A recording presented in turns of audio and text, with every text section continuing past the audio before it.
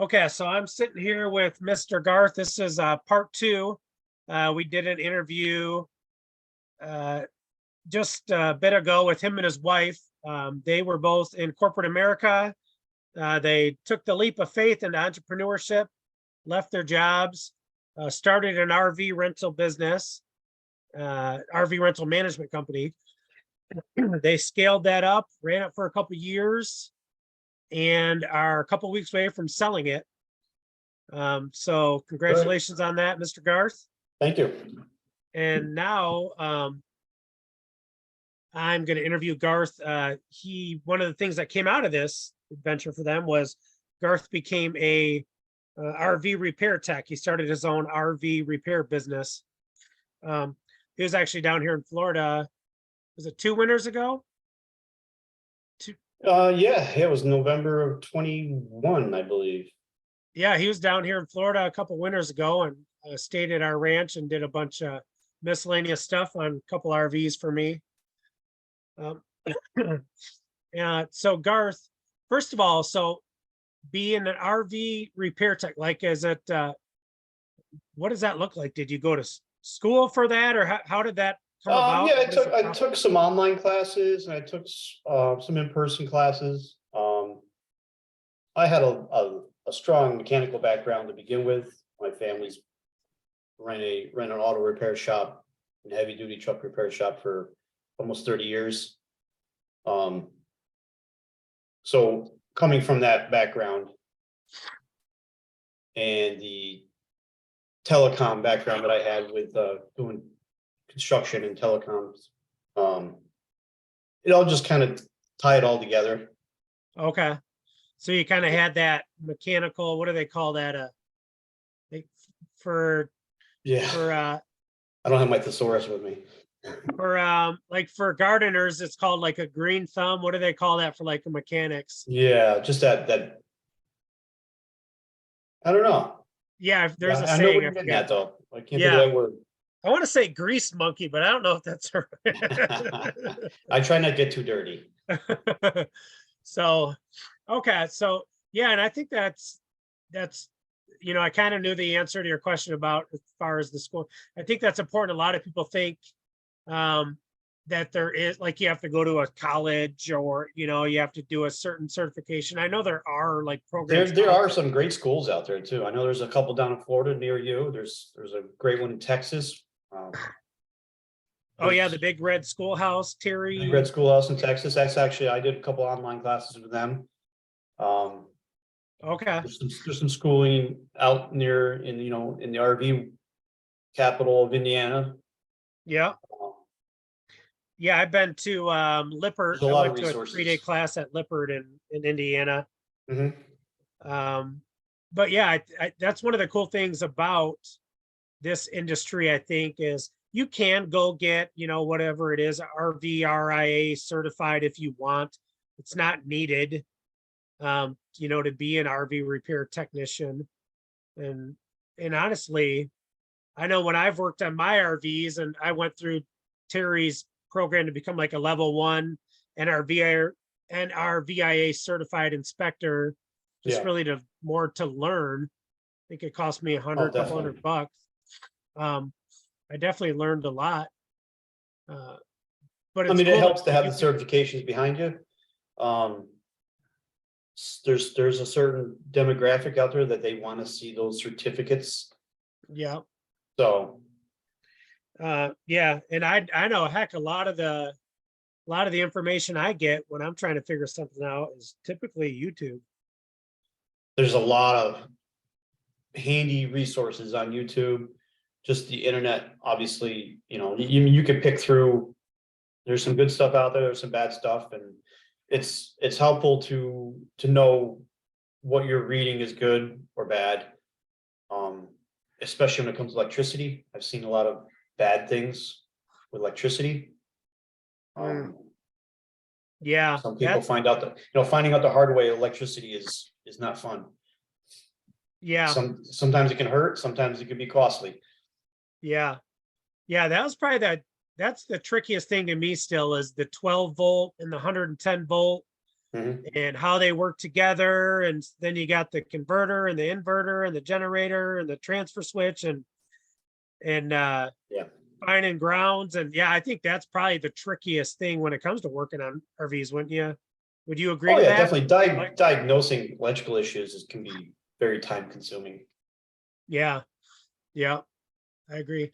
And now what, if you don't mind me asking, so you're in upstate New York, what's like the average hourly rate that somebody would charge for a certain tech service? I'm fairly new to the business, so my rate is around $100. I've seen it as high as 130. I've seen it as high as Okay. 140 in different parts of the country. A lot of it's based on experience. The guys who have been doing it for a long time have really built up their business and have a lot of experience. They may be charging more, but if they have the experience and the background and know-how, they can charge more because it may take them a far less time to diagnose something and fix something than it would be for me, who's still kind of learning and growing and figuring things out. So Yeah. I know my labor rate is on the lower end compared Okay. to most. Yeah. And which is still great, $100 an hour. I'm guessing you weren't making that in corporate America, were you? No, definitely not. And two, yeah, I think that's a good point. Charge a little bit less than the rest, and and just communicate with your customers. Hey, this is a new situation for me. I'm going to figure it out for you, and so that definitely gives you, Mhm. kind of some ammo, sort of say you start getting a customer that's maybe upset something's taking a little bit longer, this or that. You simply, hey, I charge a little bit less because I'm new to this, but I'm going to take great care Yeah, of you. We're going to figure this out. I'm not going to BS you. We're going to, get this handled. oh, So, definitely. yeah. And then now what about like parts? Like, do you got to go to Camping World to get all your parts, or how do you do that? No, we've set up some accounts with different suppliers. And there's NTP, which is a Keystone company, and then there's Myers. Um, as much as I hate to use them, Amazon is a big hit because a lot of times there's people selling stuff on there at a cheaper cost, and I get it through my suppliers. Yeah, that's funny. I found like water pumps, awning fabric, just some random Mhm. motors, and it's like, holy smokes, that's 20% less than NTP Stag. It's like, Right, yeah, wow. yeah, there's been some, I mean, you really have to pay attention to what you're buying on Amazon, because sometimes it's a real cheap Chinese knockoff. Sometimes they're good, sometimes they're bad. Um, it really Uh-huh. depends on the product. And then, so like setting up an account with, a big company like NTP, like I know they're pretty much, I think nationwide. I know I've Yeah, used them in I believe Michigan, so. Florida. What do you need to supply them with to have an account? Like, do you have to show them that you're a certified RV tech, or? No, I don't believe you had to show them that you're a certified RV tech, but you had to have an official business license and tax ID number and all that. Okay. Just open up an So, account with them. A lot of them have a minimum order. I know I like Myers, I believe has like their initial order, you have to order with like, it was either $1,500 or $2,500 on your initial order okay. to keep an account open with them. I don't believe NTP was like that, but some of them are like that. So let's say you had to do that initial order. What, somebody just getting into this and they want to get that account established, what would you got a couple parts you'd recommend? Like, yeah, you definitely want to have these two, three Stuff on things. hand, yeah, I'd say circuit boards for water heaters, furnaces, refrigerators. You could put a few of them in your truck. Um, Sail switches for furnaces is a they're pretty common, especially up here in the Northeast. Um, If you need to get an account open, you could order a couple awnings. That'll put some dent in that big initial order if you're looking to Yeah, spend something up front. yeah, that's a good point. Okay. And then what about as far as like, actually, this kind of just gave me an idea. Maybe I'll see if you'll help me out with this. What about like as far as tools, like outside of the, screwdrivers, pliers, Mhm. socket set, stuff like that? What's a couple tools that you found to be very useful that maybe other industries don't even, it doesn't even apply? A good multimeter for doing Okay. electrical work. Make sure you can, there's I forget the name, the fluke, I even have it right here. It has to have AC and DC capability on it. Especially for amperage. A lot of them you can test the voltage for AC and DC, but the one particular model I use, you can test the amperage on the DC side. That's a big one. Okay. All right. And Maybe if and you it can be could, a costly tool, I think there's, it's probably $300 or $400. okay. Gotcha. Maybe if you could tell me what you use, I'll throw a link in the comments for people or the description so they can. Yeah, I can Um, shoot you a message with the model number I use. Okay. Uh, anything else? I noticed that one thing from like delivering, I guess this is more like on the rental side, but one tool that I've really liked is that fast connect socket for putting the jacks up and down. That thing's Yeah, really handy to have yeah, on your cordless drill, yeah, yeah. in You the just gotta be toolbox. careful you don't over torque it and mess up the screw on the jacks. Yeah, That can that's happen. funny. How many people I see trying to level their campers with those. Oh, yeah, And yeah, if you guys are new to this, let me tell you, those are not levelers, those are stabilizers. correct. Yeah, And just you to help level the take the rock camper. out, you're not gonna jack the trailer up a couple inches without damaging something. Yeah, yeah, you use your tongue jack and you put stuff under the tires. That's how you get the thing level. And then you use your stabilizers to keep your wife happy from all the honey, this camper is rocking back and forth when the kids are running around. So yeah.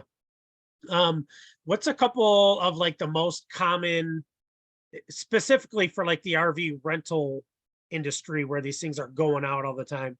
What's a couple of the common problems you see, and what's a couple of the common uh, preventative maintenance things that you recommend? Common issues, I mean, a lot of our renters, it's kind of hard to throw a percentage at it, but if I had to, I'd say probably 75% of our renters are first timers. They've never stayed in an RV or a trailer. Um, so a lot of it's user error. And the best way to prevent that is to do a thorough walkthrough and show them how everything works. And it got to be a pain for a little while, but I would always leave them my number for questions. So if they can't figure, if they can't figure something out, I have them call me. And that prevents a lot of, that quick 2-minute phone call prevents a ton of emails and prevents a lot of people complaining after the fact that, oh, I could never get this to work. And then they would come back and say, well, half this stuff never worked. I want a refund. Where a lot of it was just user error. So Okay, to help prevent a lot of that. that makes sense. And then what about like preventative maintenance? Like one thing I know that I've learned throughout the years is the air conditioners, is keeping those, getting on Mhm. top, taking off that shroud and making sure there's not buildup in there, so that, because that puppy's running constantly when people are renting them, they're trying to have it Yeah, 65 degrees on the inside of the camper and it's 90 degrees outside. That's just not going to happen. yeah. I mean, you can once or twice a year. I would always take the covers off and clean the condenser. Make sure it's not full of dust, dirt. Make sure there's a freeze sensor that gets plugged into the condenser. If that falls out, because really it's just kind of friction that holds it in there. between the fins. If that falls out, there's a chance that it'll ice over. And then their air conditioner won't work. So that helps. Batteries is another big one. In our area, we have a lot of state campgrounds, New York State campgrounds. Probably the majority, by like 95% of them, don't have electricity. So it's a lot of dry camping. Renters would go through a battery within 6 hours. Mm. And then they're making phone calls that the refrigerator's not working, the lights aren't working. It's getting cold in here. The furnace isn't working. Well, it's because they killed their battery, and they don't understand that. Yeah, that's a good point. Yeah, we were So actually making sure you have a good battery that hasn't been, especially the lead acid ones that hasn't been depleted too many times, is just not going to recharge to a full level. okay. All right. Yeah, that's some real good information. Yeah. Yeah, the freeze sensor reminds me of a story. We had an air conditioner go out on our Class C. So we had a new one installed, and then we were headed out we're going to leave Michigan and go to California. And so I forget where we were, but all of a sudden we wanted to use the AC, so, and while we were driving, so we fired up the generator and we turned on the AC. It's just blowing, and it's never getting cold. And so that night when we got to the campground, I told my wife, all right, I'll take a peek, and maybe it's something goofy. Maybe when we plug in, I don't know, we'll see what happens. And so nothing's happening. So then I start to take the air conditioner apart to see what's going on. Well, they didn't connect the freeze sensor. Mhm. The freeze sensor was actually still sitting in the shop in Michigan.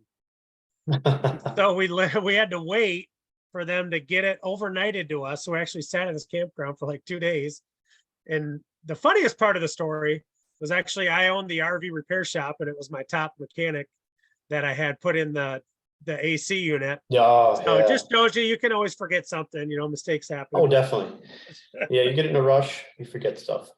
Yeah, he was trying to get the boss out the door and sent me and my family off sweating our tails heading down the highway. Sure. All right. Well, I appreciate all the information, and yeah, if you don't mind, throw that meter information over to me, and I'll put that in the comments. And then if there's any other tools you could think of that you recommend, please share it with us. And maybe we'll do another video down the road, if you don't mind, just going over like the meter, kind of a 101 on how to use it and stuff like that. Okay. Yeah. I believe it's a Fluke 325, but I'll shoot you a message with Okay. For sure. Awesome. And then guys, in the comments, if there's anything that you would like to hear about as far as tools, how to use them, common troubleshooting issues, throw that in the comments, and we'll see if we can get some more videos up for you guys to help you out with that. But all right, Garth, Thank you, sir. And you're welcome. Appreciate you. Good seeing you.